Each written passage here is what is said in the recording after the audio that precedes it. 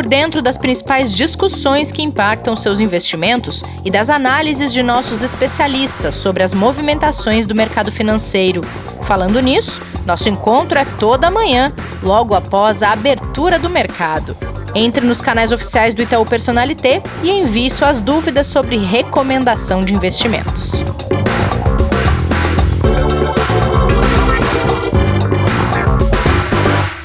Olá, sexta-feira, Investidor em Foco no ar, dia de café com canelas e dia de estreia do Lucas Neri por aqui, que vai me fazer companhia durante as férias do Kleber. Lucas, seja bem-vindo, espero que você se divirta muito aqui no Investidor em Foco. Bom dia, Rê, bom dia, Pedro, bom dia a todos que estão nos ouvindo. Primeiro, agradecer o convite, um prazer estar aqui conversando com vocês. Prazer é todo nosso e vamos começar fazendo aquele giro pelos mercados globais antes da gente tomar o nosso café com canelas tradicional de toda sexta-feira. Lucas, queria começar perguntando para você se dá para ter uma ideia de como vai terminar essa semana que foi bem negativa para os mercados norte-americanos, né? Ontem as bolsas dos Estados Unidos fecharam mais um dia em queda. Pois é, ontem foi mais um dia aí mais difícil para as bolsas internacionais como um todo, né? Logo pela manhã, o mercado já vinha um pouco mais cauteloso, aguardando alguns dados, né? Como de auxílio-desemprego nos Estados Unidos, os estoques de petróleo e também a decisão de política monetária do Banco Central Europeu. Porém, o que acabou dando tom no mercado ontem foi o Partido Democrata, que vetou no Senado americano, né, o novo pacote de estímulos fiscais que foi proposto pelos republicanos. Na visão da oposição, né, esse pacote aí de quase 300 bilhões de dólares proposto seria insuficiente, né, e o governo teria que ceder aí em medidas um pouco mais robustas para conseguir os votos suficientes para uma aprovação. Esse impasse aí, que já se arrasta há algum tempo, fez crescer também a percepção de que de um novo socorro aí, né, de um novo pacote bilionário aí poderia ser realizado eventualmente só depois das eleições de novembro desse ano, ou seja, né, talvez demore um pouco mais do que o mercado inicialmente esperava, e aí todas essas incertezas, né, todo esse cenário acabou pesando nos mercados ontem, né? Então a gente viu as bolsas em Nova York caindo, né? O Nasdaq caiu quase 2%, o S&P também caiu 1,76%, e aí isso acabou também se espalhando para outras praças, né? Por aqui a nossa bolsa também acabou refletindo um pouco desse mau humor. A nossa bolsa caiu 2,43% e também fechou aí, né, abaixo dos 100 mil pontos, algo que não acontecia aí há algum tempo. Verdade. Pelo jeito, a semana deve terminar carrancuda, então, nos mercados, hein, Lucas?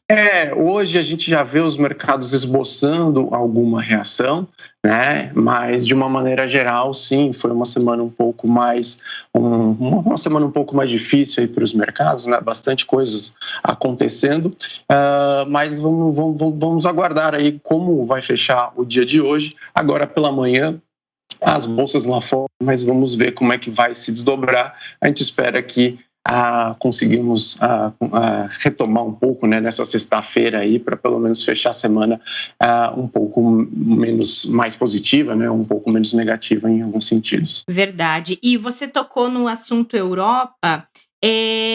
O Banco Central Europeu decidiu manter a política monetária sem muitas alterações e tem esse impasse aí entre Reino Unido e União Europeia a respeito do Brexit. Isso também ajudou a impactar um pouco os mercados nesse tom de incerteza sobre essas discussões de Brexit, né? Perfeito. O Brexit também, todas essas negociações, essas discussões que estão acontecendo em relação a isso, trazem um pouco mais de volatilidade para o mercado, né? Então, essa semana foi publicado um projeto de lei que descumpriria aí parte, né, do tratado que rege a saída do Reino Unido da União Europeia. Esse impasse nas negociações sobre o acordo comercial acaba trazendo um pouco mais de incerteza sobre o desfecho final, e toda vez que há incertezas, o mercado reage com volatilidade, né? Então, isso também, de certa maneira, acaba permeando aí um pouco tudo que tem acontecido nos últimos dias. Essas negociações aí estão acontecendo, o mercado segue bastante atento a todos esse desdobramento, né, até que haja uma resolução mais definitiva sobre todos esses termos, né, mas de fato isso acaba naturalmente também trazendo um pouco mais de volatilidade tanto no mercado europeu e acaba também se espalhando aí para outras bolsas do mundo também. E trazendo a nossa conversa para cá, Lucas, a alta no preço do arroz está dando o que falar, já virou meme, piada na internet, mas o mais preocupante é que está impactando na mesa dos brasileiros, né? O dólar está interferindo diretamente na alta do preço do arroz e de alguns outros produtos. E essa discussão foi retomada do quanto o dólar pode ter interferência nesse tipo de preço e também o que pode ser feito para tentar contornar um pouquinho essa alta, hein? Perfeito, Rê. O dólar ele tem um papel super relevante, né, em termos da dinâmica de preços, inclusive da dinâmica de preços locais, ou seja, toda vez que, por exemplo, você tem uma alta no dólar, isso acaba naturalmente incentivando que os produtores locais muitas vezes exportem parte da sua produção, o que pode diminuir a oferta desse produto no mercado local, o que tem um impacto nos preços, por exemplo. A mesma coisa para os produtos importados, né? Então um dólar mais alto faz com que esse produto no mercado local também acabe ficando mais caro. E aí, por conta disso, existe uma mudança na dinâmica de preços locais. Isso tem sido bastante importante, né? Desde março a gente viu o dólar subindo bastante, tem ficado dentro desse parâmetro aí, né, variando entre 5,20, 5,50, 5,60 ali em alguns momentos.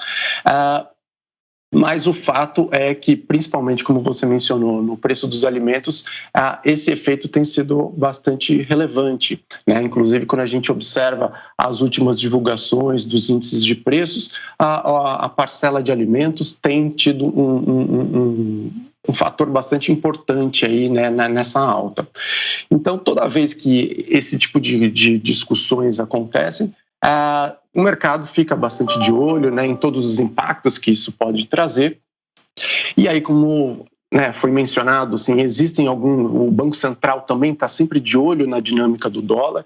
Então, se em algum momento o Banco Central entender que existe algum exagero, né, que não seja condizente com a dinâmica natural de mercado, ele pode fazer alguns tipos de intervenções, né, comprando dólares, vendendo dólares, de maneira a fazer com a oferta e demanda também do próprio dólar ali seja restabelecida e não tenha flutuações fora daquele padrão que ele entende que seja razoável ali para aquele momento. Então, mas de uma maneira geral, o dólar, né, ele segue a dinâmica dele de oferta e demanda aqui também. O dólar ele tem a flutuação, né? Então ele flutua dado a dinâmica do próprio ativo, mas como a gente acabou de falar aqui, eventualmente pode ser que, se o Banco Central julgar necessário em algum momento, ele pode fazer alguma intervenção e, enquanto isso, de fato, os preços locais muitas vezes acabam tendo reflexo do dólar. Legal, boa, Lucas. Vamos lá para o nosso Café com Canelas, o seu primeiro café com Pedro Canelas hoje. Tudo bem, Pedrinho? Olá, bom dia, Rê. E aí, Lucas, bem-vindo. Obrigado, Pedro. Vamos lá. Bom dia, Pedro, para você também. Quero saber essa agitação toda dos mercados, principalmente lá fora, esse cenário todo turbulento. Onde é que você vai investir seu dinheiro hoje, hein? Hoje é um fundo que quando eu vi, eu fiquei muito feliz, porque durante a pandemia, no auge da crise dos ativos, que a bolsa estava caindo muito, os títulos de renda fixa também, de crédito, etc. Eu conversei com o gestor da PINCO numa live aqui do banco, está até no canal do YouTube, e ele apresentou esse fundo, né, e muito da estratégia, a casa, que é o PINCO Income, né? Que é o fundo de crédito, de renda fixa, na verdade, mais do que crédito, qualquer título de renda fixa internacional, e ele opera moedas também no mundo todo. E a PINCO é uma casa global, né? É uma das maiores casas de gestão de ativos que tem no mundo. Eles têm escritório em Chicago, Toronto, Nova York, Hong Kong, Tóquio, Singapura, Sydney, Londres, Munique. Então, eles têm uma posição global que favorece muito a análise de movimentos macros, né? Porque eles sentem o calor regional e fazem fóruns, comitês estratégicos para trazer essas visões regionais e agregar uma visão global.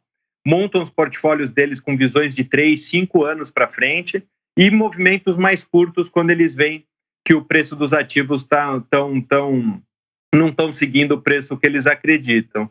E é uma estratégia muito interessante. Eu lembro que quando eu conversei com o gestor, ele trouxe que os spreads tinham aberto muito por causa que a crise, né, a gente não sabia qual seria a profundidade, a duração dessa crise, então os títulos de crédito privado tiveram um impacto super forte. E eu lembro que dessa conversa eu já tinha saído super interessado com o produto e super curioso dessa estratégia, mas o produto que a gente distribuía na época, ele não tinha variação cambial. Então, apesar de oferecer uma diversificação super interessante, né, que você sai da dinâmica local da renda fixa para uma dinâmica global, ele não tinha proteção de câmbio, que é uma proteção que a gente entende hoje, dada a conjuntura que a gente está vivendo. Interessante a gente ter no portfólio, né? Ao mesmo tempo que a gente aumentou a gente aumentou para este ano a alocação estratégica de renda variável local, a gente também precisa fazer o contrapeso, né? E o câmbio e as posições internacionais são importantes para dar esse balanço de risco-retorno interessante para o portfólio dos nossos ouvintes aqui, dos nossos investidores. Então, quando eu vi que eles estavam lançando a versão com variação cambial desse produto, eu falei, poxa, eu não posso deixar de falar lá no podcast, acho que é uma opção muito interessante. Então, a gente lançou, o primeiro dia de aplicação foi quarta-feira passada, então a gente está super recente esse lançamento aqui no Itaú Personalité. Ele é um produto para investidor qualificado, né, dado toda essa dinâmica, câmbio, posição global, etc. Ele é para investidor qualificado. Ele tem um mínimo de aplicação de R$25 mil, uma taxa de administração máxima de 0,93 e ele converte super rápido o recurso se o investidor quiser, mas não é um investimento para curto prazo, tá? Mas D mais um útil, ele já converte a cota de resgate, e D mais 5 úteis, o dinheiro já está na conta dos nossos ouvintes aqui. Ele tem uma coisinha chata, ele só aceita aplicação de quarta-feira e até meio-dia. Então, um investidor que gostou da estratégia... Só na quarta? Só na quarta. Ele é peculiar, ele só aceita uma vez por semana para fazer essas alocações, mas é uma estratégia muito bacana, te dá acesso ao cenário internacional, ele tem um rendimento proposto super interessante para os nossos ouvintes, dá diversificação, só opera com crédito de qualidade, é um produto realmente que chama muita atenção, é um multimercado aqui na carcaça brasileira, né? Mas é um produto muito interessante. E não acessa as empresas de tecnologia na bolsa, né, Pedro? Não. Chega Nesse momento é uma dica de ouro para fugir um pouquinho. O Facebook vai dominar o mundo, já.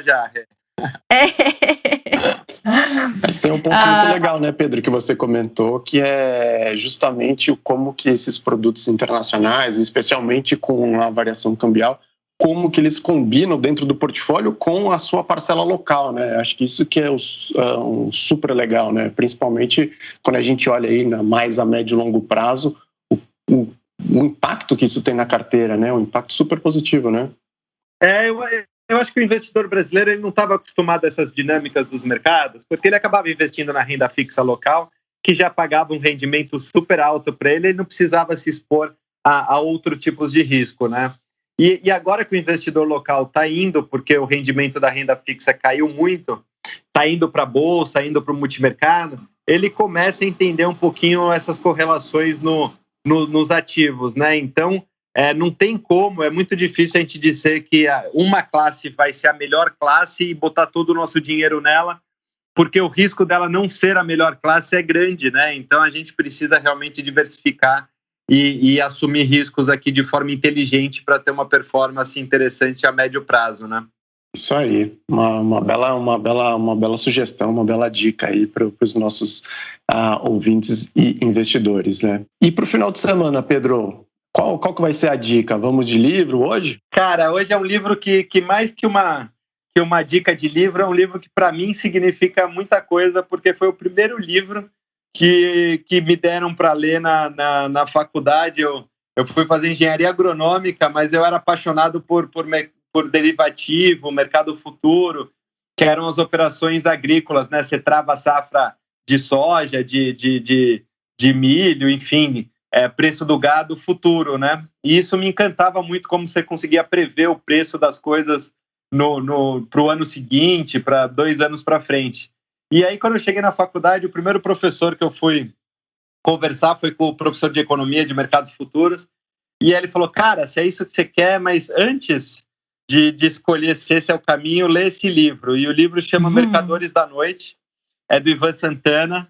É um romance, uma ficção, né? Um filme de suspense, um livro, desculpa, de suspense, super bacana. É o Julius Clarence, que é o personagem principal. Ele é um operador de bolsa, e o interessante do livro é que, para quem conhece de mercado financeiro e tem interesse, ele mostra algumas operações que o cara fazia ao longo mundo afora, e é super interessante, que você consegue entender exatamente qual é a lógica ali dos negócios que o cara está operando.